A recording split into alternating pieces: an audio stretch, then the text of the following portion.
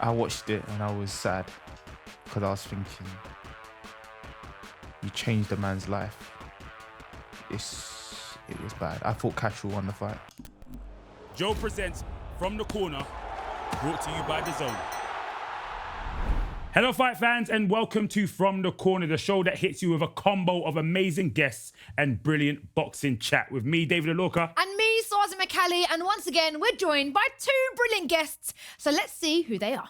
That's right, in the red corner, we've got a comedian, presenter and actor who has performed in front of sellout crowds at venues such as the O2 Arena. We do indeed, and in the blue corner, we have an incredible boxer from South London who has just become the IBO super middleweight champion of the world. Let's hear it for Eddie Kadi and Lerrone Richards.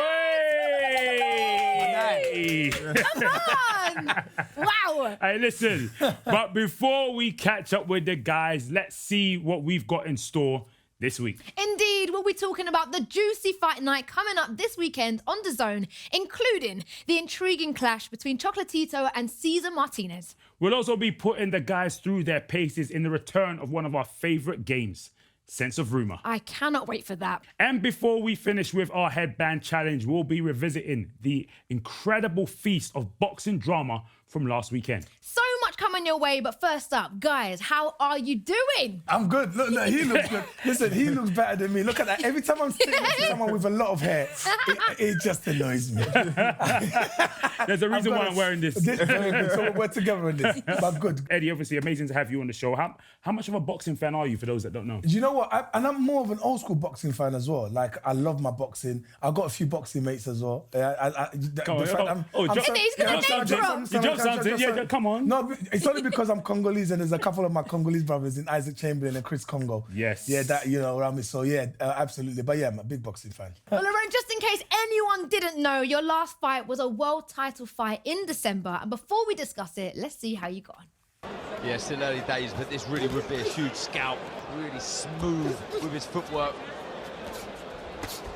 Better work from Gongora there, bringing his feet in.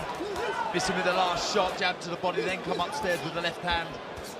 Good right hook, followed by a left. This is better work from the Ecuadorian.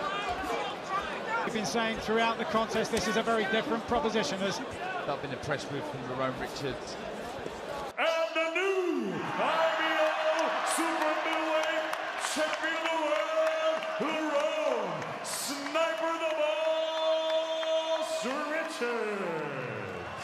What a performance, man. What were your main memories from the night? When they roared, when they said and they knew, the feeling, it was incredible. You know, all my hard work throughout the years, all the commitment that I put in, it all paid off. The guy that I beat as well, a guy that everyone thought I wouldn't win. They thought that he was going to knock me out, and I proved everyone wrong. I love that. You trained under Dave Coldwell. Dave You was in the gym with Derek Chisora as well. And that. What's that like, having those kind of characters in and around boxing? It's nice because, you know, even after training, you can go for some food and you can pick some things off them, you know, pick their brains, and you learn a lot of different sort of things about about boxing, about the business side of it. And obviously having that camp with Derek, I learned a lot of that.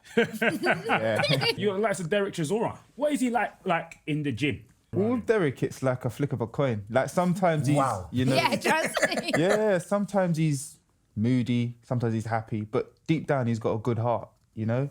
And we used to go for food together every Wednesday. What's the relationship between boxers outside of the ring? And also, how did you define that outfit choice as well? I'll start with the outfit because, you know, with Muhammad Ali, you know, float like a butterfly, sting like a bee. And my style resonates with that. You know, nice ping, ping, move, and stinging my opponents for 12 rounds, or in terms of like friends outside boxing. It's funny because boxers, we do a lot, we sacrifice. So we don't really have much of a social life if you do it properly. And so most of our friends are in the gym. I see my coach, the guys I train with, Jordan, Gill, Hopi Price, Stephen Keynes, more than my own family. Yeah. Wow.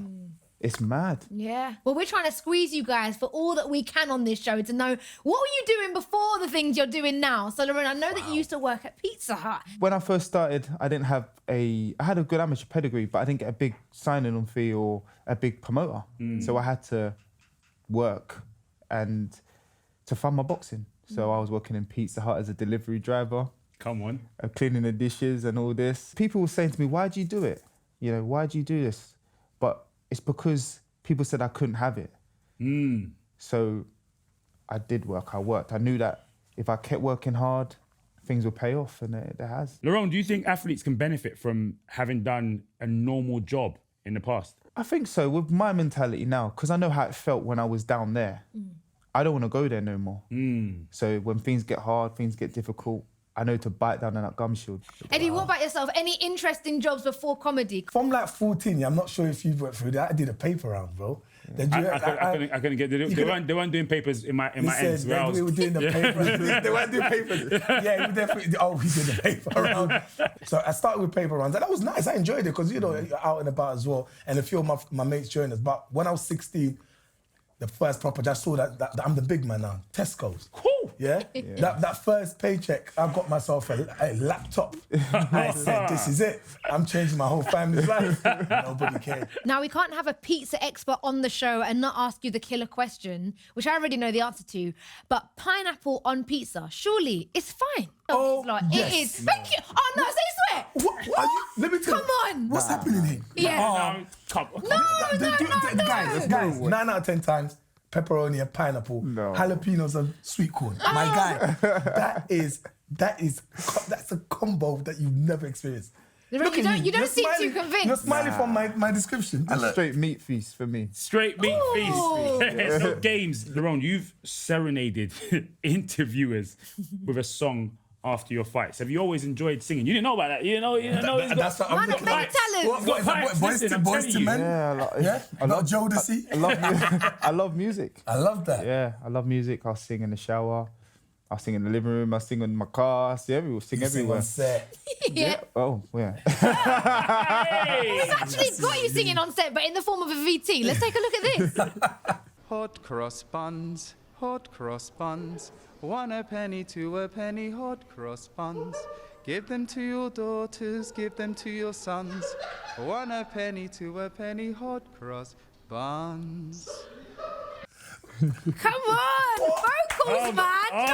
You held the note. Listen. That Z minus was wonderful, bro. You held it. No, but you held the note pretty well. I like to have a laugh, but no one's seen that yet. Yeah. I can be silly, you know? At any moment, if you feel to break out in song, you know what I mean? Feel free to. Okay, no worries. We're ready. Right, guys, it's time to play a little game, and we are bringing back an old favourite for a second outing. That's right. We're going to test Lerrone and Eddie's lie detecting skills as we play Sense of Rumour. I'm excited for this one. We're going to give Lerrone and Eddie 3 outrageous stories that are linked to a famous boxer. One of these stories is true, and the others are pure fiction. The guys have to work together to identify which story is the real deal. Lerrone, Eddie, you guys ready? I'm confident. Yeah. This week, the boxing superstar in question is the famously erratic Mike Tyson. So here are 3 stories about Iron Mike, but which one is true? Tyson once offered a blackjack dealer a free trip to the Bahamas to deal him some winning hands. Number 2, during his competitive years, Mike would carry a rubber penis full of clean urine around with him to cheat drug tests. Number 3, after losing to Lennox Lewis, Tyson got drunk and threw a bag of his own feces at Lewis's hotel room window. So as you can tell, all these questions, They are all mad. they're all very, very mad. One is true. One is true. No way. The thesis, I can't. Yeah, he's capable, to be honest. But yeah, I don't think he's got time for that. Can you see him bribing a casino dealer? I can see him definitely doing that. I can see my guy doing that. I can't see him admitting to cheating the drug test. I can't see him admitting to that. I think he was paying the guy. The casino guy? Casino guy. Slipping him? Slipping him a nice. But then you know what? That sounds a bit boring. All of them are white. No, but that sounds a bit boring. So you know what I'm gonna go for the feces. I'm gonna go for the Mike was so angry he took a pile of dun bang and Lennox. Because he can be erratic like that. He's just so annoyed. Yeah. Yeah. Because he did bite a guy's ear. He did. You know what I mean? So he's capable of doing He's capable. Lerrone, what do you think? If you know, what are you going for? Let's go for B. So Second one. B. Yeah. The fake penis. I can reveal that didn't. it was actually number 2. That's right. Yeah. He would carry around a rubber penis. you've changed everything. This is what quote. Tyson admitted using what he called the Whizzinator to conceal the amount of cocaine in his system. He said the following: "It was awesome, man. I put my baby's urine in it. One time I was using my wife's and my wife was like, baby, you better not hope that it comes back pregnant or something." So this guy was never Iron Mike. He was urine Mike. There's nothing that Mike can say can shock you, but that was, yeah. Lerrone, who do you think will win? A prime Mike Tyson or Tyson Fury? Oh, it's a hard fight, you know. It's a hard one. Mike Tyson. Mike Tyson, yeah. Different animal. Them days, them guys. That boxing IQ as well. They knew what they were doing. Mike Tyson. We have a great fight in Fury, but Tyson. I was just thinking Fury's size. 6'9", the guy moves like a Floyd Mayweather. Yeah. Just what I'm saying, just invading punches left, right, and center. Do you know what I mean? Rising up like the Undertaker. And then you've got Mike Tyson, ferocious, style is impregnable. Yep. Yeah. Tyson's uppercut. Tyson's uppercut. Could 6'9"? Nah, not tall enough. No, Tyson's uppercut was that's what it came from anywhere. It shocked you, especially when they're close, body to body. It comes out of nowhere. He doesn't even need the distance. Yeah. That's the thing about him. And if you watch back some of his knockouts, he doesn't even need the distance or the angle. You don't see it coming. It doesn't matter how tall you are. Some of the fights that he's had, a lot of people will be like, this guy's so much bigger. Yeah. He's undefeated, and the first 2 rounds is done. Yeah. Forget the rhythm. You're not dancing with Mike. You're not dancing with him. Okay, it's time to turn our attention to this weekend's upcoming action on DAZN, and we are set for an absolute banger of a bout between a living legend and a promising upstart who may be entering the peak of his powers. That's right. Former 4 world champ Chocolatito Gonzalez was originally set to rematch against Juan Estrada. However, due to a positive COVID test, Estrada had to bow out, leaving an opening for the ferocious Julio Cesar Martinez to step up and take his place. Let's take a look at what we can expect. For those who are born in the shadows, fear is just a word. In here, they drown their doubts with every drop of sweat. Fearless, looking to write a new chapter in a new division. An incoming warrior. This may be the future. Willing to go to war against a living legend. It's feasted on victory, but it's still hungrier than ever. The present. To be the man, you gotta beat the man. Fights the future. Martinez's career seems to just be heating up. With their destinies on the line. Can Martinez be a legend killer, or will the fairy book story that is Chocolatito's career add another brilliant chapter?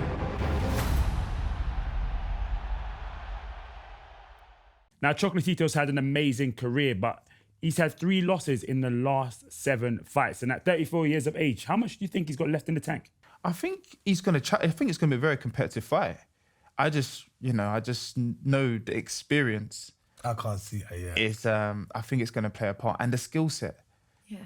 You know, I think as you get older, if you're just a reflex fighter, when you get older, you slow down. But whereas Chocolatito, he's not such a reflex fighter. Skilled. He's a skilled operator. Slip. You know, he's very, very. Accurate in his work. Well, I hope so, because his opponent, Julio Cesar Martinez, isn't going to be a walkover. We caught up with the young Martinez to see how he's feeling about the fight.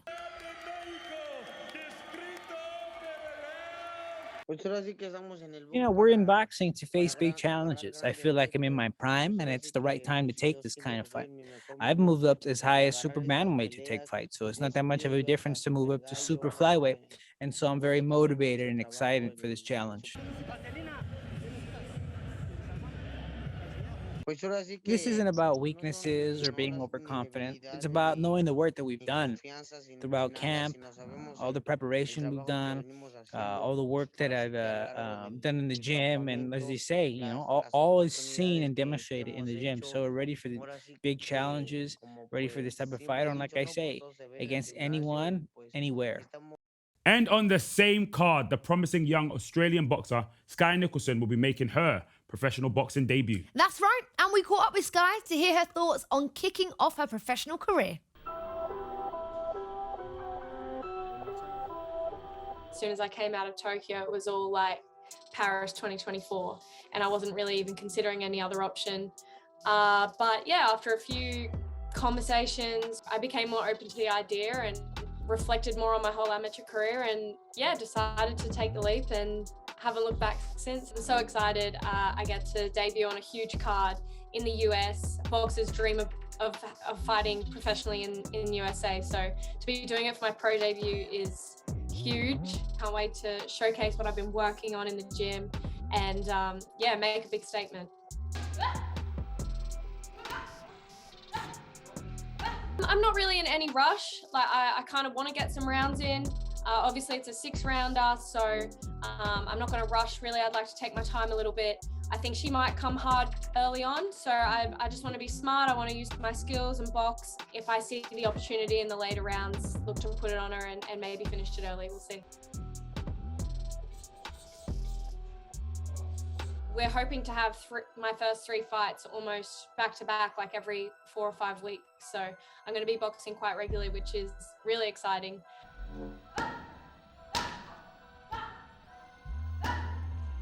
It's been my dream since I was a young girl to win Australia's first ever Olympic gold medal in boxing. So that's definitely still my goal, and I have that tunnel vision, and everything I'm doing here is literally just adding to my game, adding to my skills, and making me an even better all-round fighter.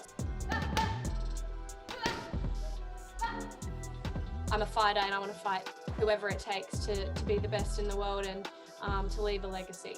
I want to, I guess, be a trailblazer for women's boxing, a household name in sport in general, not just in boxing, but I want people who aren't even boxing fans to say, hey, that's Skye Nicholson. I want to inspire the next generation of female boxers, and I want to be remembered as one of the best of all time. Absolutely. Now, before we do our famous headband challenge, we've got to digest some of the incredible boxing drama from the last weekend. That's right. Let's start at the O2 Arena, where DAZN laid on an incredible fight night. Let's see how it went down. Here is England's undefeated reigning cruiserweight world champion, presenting Lawrence Macaly fans do their best to drown out the noise of the Polish counterparts. But many in the Polish game believing that Michał Cieślak will provide a much sterner challenge. Oh! Right hand, he's letting it burn. He's letting it burn. 3 rounds. And now, brilliant right hand. First one, and then he found a home for the right hand. Landed around the ear, around the temple. And again, Macaly mistimes. Lawrence, the Sauce O'Coley! We're just very impressed with his balance. He's judging the distance. And Yafai now from the urgent.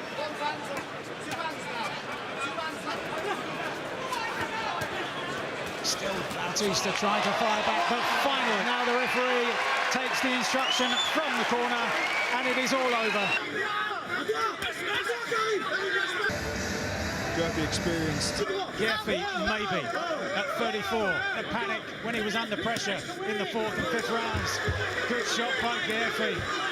Quick finish here. Gill covering up on the ropes here, and he's going to have to show something to the referee here. Oh! And Gill hit his head heavily on the canvas there. He's on unsteady leg, those body shots. Last few seconds of the 9th. Oh! What a comeback! What a comeback! It's over! It's over! One of the greatest comebacks we have seen in a British ring. Jordan, the Thrill Gill! Lawrence, the Sauce O'Coley, how did you guys rate his performance? You can see from the first round, he went straight, and of course, he's got amazing reach, yeah? And that right hook, it always comes in strong. But I think he just wanted it a bit too much, and after a while, his opponent just kind of just understood, yeah? He understood exactly where he was going. That's why it lasted so long. But the entrance, you know, these Nigerians ain't playing, man. They said, yeah, with today's Afrobeats. I want to see Lawrence in bigger fights now. I think he's the sort of fighter that the bigger the fight, the better he boxes. I mean, the fight of the night was the scintillating clash between Jordan Gill and Kareem Guerrero. So, Lerrone, how well do you think Jordan did to survive that punishment and still get the KO? See, I've got a lot to say about this because I train with Jordan. Yeah, give us the team, man. And I'm so proud of him. He's a diligent professional, works very, very hard, never takes a day off, and he's had some ups and downs in his career. You know, after he got beat by Tinoco, people writ him off. You know, he was sort of sidelined, and he's just stayed in the gym, focused, and he got his opportunity. And as the fight was going on, I was like, oh, what's going on here? Because he started off quite slow, getting tagged with right hands. I was like, my heart was beating so fast. And then he started getting in the rhythm, and I was thinking, yep, he's going to win this now. And then he started to lose his balance, his knee went, he was in the corner taking some punishment, but his defense was still nice, but it was frightening because I was like, what's going on? And all of a sudden, boom, the right hand ended it. Yeah. I was so happy. I couldn't believe it.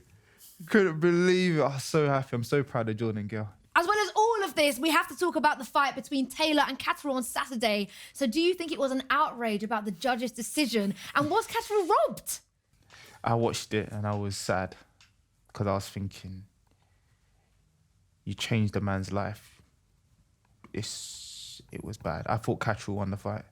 I couldn't believe it. I was in shock. I was shaking my head for like 20 minutes, like, what's going on? Because I'm a boxer myself, and my fights go to 12 rounds most of the time.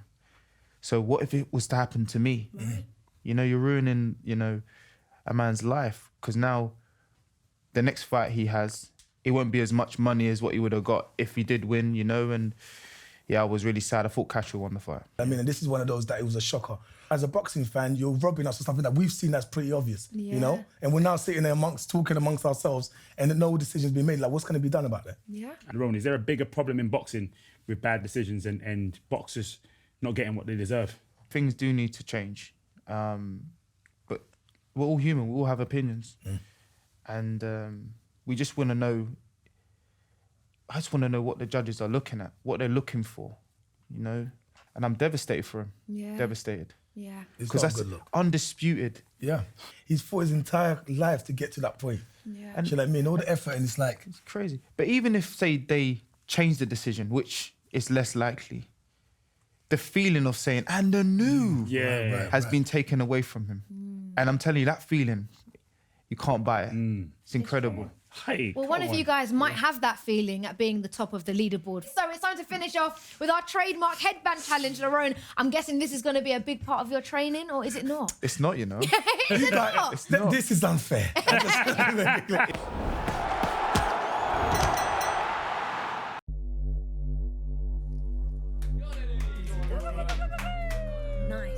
Controlled. Composure. Come on, that's what I'm talking about. Ooh. Checkers. Come on. Whoa. He was in the no look. He was in the no look for a second there. Come on, Lerrone. Come on. Come on. Oi. Wow. Come on. Yes, Jan. Focus. Determination. Tenacity. Come on. Hey. Come on. Hey. I'm saying.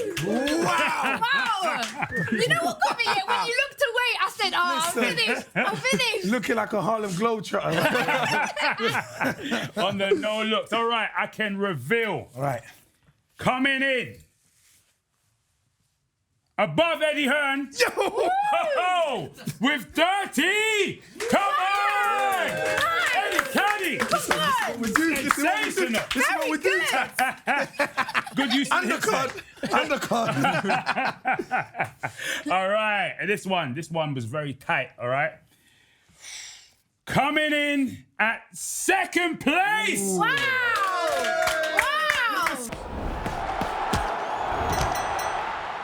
Score of 82, the one and only. Yeah, I'm happy. Lerrone Richards. Yeah. Brilliant! Listen. How do you feel? I feel good. Hot cross buns. I